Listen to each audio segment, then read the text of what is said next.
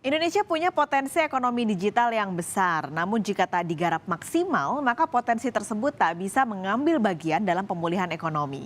Simak perbincangan yang sudah kami rekam sebelumnya dengan Wilson Cuaca, co-founder dan managing partner East Venture yang jadi bagian dalam Kompas 100 CEO Forum tahun ini.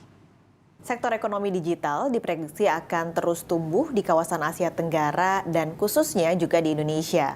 Maka diprediksi pada 2030 nilainya bisa mencapai 4.500 triliun rupiah. Saya sudah bersama dengan Wilson Cuaca, founding partner East Ventures. Pak Wilson, terima kasih sudah bergabung hari ini. Terima kasih. Pertanyaannya, ada angka 4.500 triliun. Mungkin itu masih 8 tahun lagi ya Pak, atau 7 tahun lah kita hitungnya. Tapi di tahun depan Pak, sebenarnya untuk ekonomi digital ini, bagaimana sih sumbangsinya untuk pemulihan dan juga pertumbuhan ekonomi di Indonesia? Jadi total transaksi ekonomi digital di Indonesia di tahun ini sekitar USD 77 billion US dollar. Di seluruh Southeast Asia itu sekitar 200 billion US dollar. Jadi itu kontribusi sekitar mungkin 7% dari GDP Indonesia. Pertumbuhannya tahun ke tahun itu sekitar 22%. Prediksinya di sekitar tahun 2025 itu bakal di level USD 130-an billion US dollar. Jadi itu mungkin kontribusinya bisa sampai menuju ke arah 10% dari GDP Indonesia. Karena ekonomi digital itu scale-nya itu cepat sekali. Dan kategori-kategori yang bisa didigitalisasi itu banyak sekali di Indonesia. Karena problem di Indonesia itu banyak sekali. Ketidakefisiensi di Indonesia itu banyak sekali. Meskipun sebenarnya kalau kita lihat beberapa tahun terakhir kan sudah mulai ramai gitu ya Pak ekonomi digital. Tapi potensi-potensi yang masih digarap atau yang bisa digarap ini masih banyak? Banyak. Karena yang ramai di digitalisasi sekarang itu masih di sisi consumer. Jadi payment gateway, ride hailing, itu masih di sisi consumer. Sementara digitalisasi itu bisa masuk ke semua sektor di seluruh supply chain. Jadi nanti mulai dari consumer, di downstream istilahnya kita, ke midstreamnya dia, sampai ke upstream. Itu sampai ke company, B2B, enterprise, seluruhnya itu bisa digitalisasi. Jadi sebenarnya kita masih di awal digitalisasi era digitalisasi ini. Ya. Kira-kira kalau tahun depan nih, apa yang bisa dilirik atau dicuil kuenya nih di ekonomi digital? Oh, banyak sekali. Jadi kalau kan selama ini kita tahu itu e-commerce dan e-commerce ya. Tapi kan sebenarnya digitalisasi itu lebih dari situ. Efisiensi di perusahaan-perusahaan, contohnya bagaimana company-company SME, small medium enterprise di Indonesia itu UMKM bisa digitalisasi lebih cepat lagi, lebih efisien lagi, lebih murah lagi. Production, manufacturing itu kan banyak hal. Bagaimana supply chain itu bisa dipersingkat sehingga harga barang itu bisa lebih murah untuk customer. Itu juga termasuk dalam proses. Oke, tapi kalau kita bicara ekonomi digital, biasanya erat kaitannya dengan startup nih Pak. Nah, kalau bicara startup, ini lagi ramai juga. Aku pakai istilah startup ini lagi berdarah-darah gitu. Banyak PHK di sana-sini. Nah, peran East Ventures sendiri Pak, untuk startup terutama di Indonesia ini apa? Jadi mungkin saya jelasin dulu life cycle dari startup ya. Startup itu cara kerjanya sangat berbeda dengan company tradisional. Company tradisional itu kalau kita misalnya berikan funding sekali, desain untuk path to profitability-nya lebih terprediksi. Jadi lebih gampang profitable. Startup itu didesain tidak profitable dari day one. Jadi begitu diinvest, dibutuhkan beberapa waktu untuk melakukan product development, customer acquisition, product market fit sampai bisa profitable. Dari mulai di funding sampai ke titik profitability, setiap startup itu berbeda-beda. Ada yang cepat, ada yang lebih lama. Dan karena ada yang lama, maka didesain itu fundingnya itu berkali-kali. Oke, jadi berkali-kali sampai satu titik di mana dia profitable. Semua bisnis itu harus profitable. Itu the first principle. Pada saat desain ini terjadi, tergantung kategori dan tergantung dengan market competition.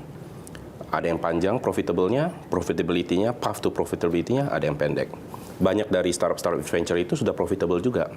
Jadi udah nggak berdarah-darah. Istilahnya berdarah-darah. Tapi itu bukan berdarah sebenarnya. Memang desain startup itu nggak profitable dari day one. Nah, tapi ada juga startup yang dari day one profitable. Biasanya itu startup yang lebih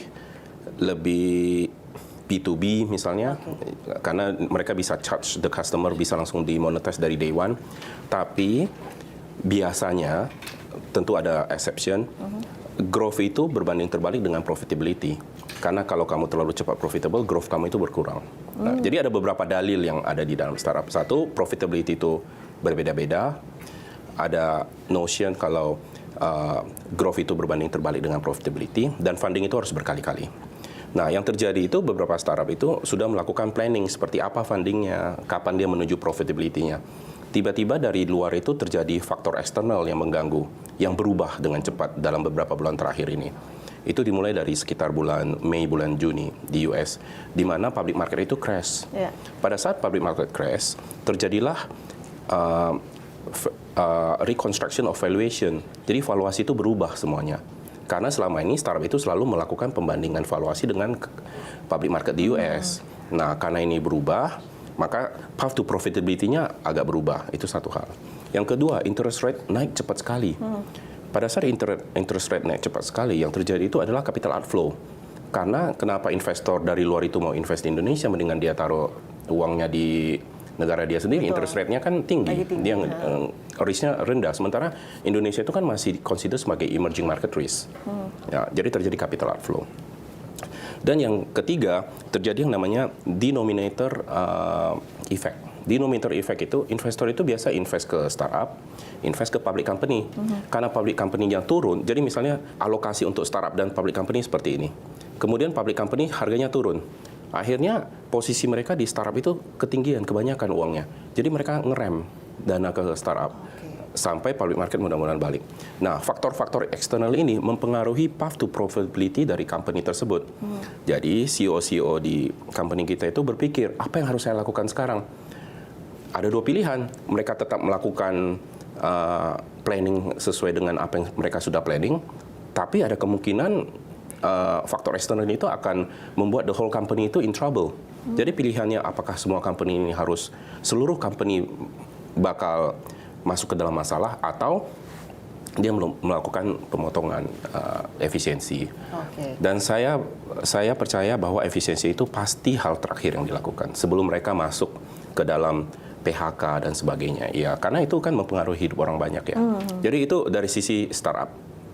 Nah, sekarang kalau memang sudah terjadi PHK, apa yang akan kita lakukan? Apakah kita duduk diam sendiri? Enggak juga. Dari sisi East Ventures kita melihat kebutuhan talent di Indonesia itu masih banyak sekali. Jadi startup itu kan melakukan hiring cepat kadang-kadang. Dan terjadi konsentrasi talent di beberapa startup yang berhasil raise money besar.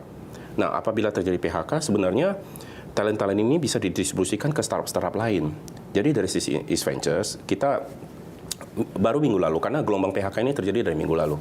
Jadi hari Sabtu itu dengan tim kita itu membentuk satu platform baru, namanya Indonesia Pasti Bisa. Platform ini selalu kita gunakan untuk kegiatan sosial. Dulu pada saat COVID kita membuat vaksin. Vaksin PCR Indonesia pertama itu datangnya dari portfolio East Ventures. Nah, kemudian pada saat ada kekurangan oksigen, kita melakukan distribusi oksigen, membantu Kemenkes. Nah, sekarang ini gerakan ini, tujuan kita itu dua. Yang pertama, talent-talent yang di PHK itu kita salurkan ke startup kita yang lain. Karena di portfolio East Ventures itu ada 300 company. Jadi kalau kita tahu siapa yang butuh pekerjaan, kita bisa melakukan matching ke company-company kita yang lain. Dan yang kedua, setiap ada krisis, itu pasti ada opportunity. Kita percaya dengan itu. Jadi mungkin ada beberapa talent itu yang selama ini bekerja mungkin udah nggak seneng sama bosnya. Pengen start company tapi nggak pernah. Tapi mungkin di badai PHK ini kesempatan dia berpikir ulang, mungkin ini waktunya dia berbuat sesuatu. Jadi kita melakukan startup competition. Kalau ada yang punya ide, boleh langsung submit. Kita bakal pilih 30 tim yang bagus. Kita beli 250 juta rupiah, sehingga mereka bisa langsung bikin produknya dia. Kalau produknya berhasil, kita beri funding lagi. Kalau produknya gagal, ya udah, nggak apa-apa. Nah, kita berikan kesempatan itu. Ya mungkin ini waktunya ada yang pengen jadi entrepreneur, mimpinya bisa tercapai. Nah, dalam waktu 3 hari kita buka pendaftarannya, yang masuk itu ada 500 aplikan. Ya. Jadi ada beberapa yang kita lakukan secara sistematis. Pertama, keadaan di startup seperti apa. Yang kedua, talent-talent yang diefisiensikan ini, apa yang akan kita lakukan dengan mereka, bagaimana kita membantu mereka, sehingga terjadi lebih holistic solution untuk semuanya.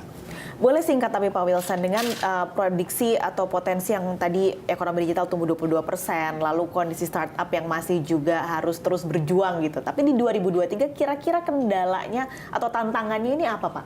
Oh, tidak gampang sekali, karena kondisi keadaan ekonomi global ini bakal berlanjut ke 2023, mungkin sampai ke awal 2024, itu prediksinya kita. Dari sisi kita prediksi yang jelek dulu, sehingga kalau dia bisa membaik di misalnya pertengahan 2023 ya itu bonus buat kita. Yang jelas funding bakal susah, tapi tidak berarti tidak ada funding. Funding itu tetap banyak, cuma lebih selektif. Karena pada saat krisis, room to make mistake itu sedikit sekali. Pada saat tidak krisis, kamu boleh make mistake, kamu bakal dimaafkan. Tapi di krisis nggak boleh salah.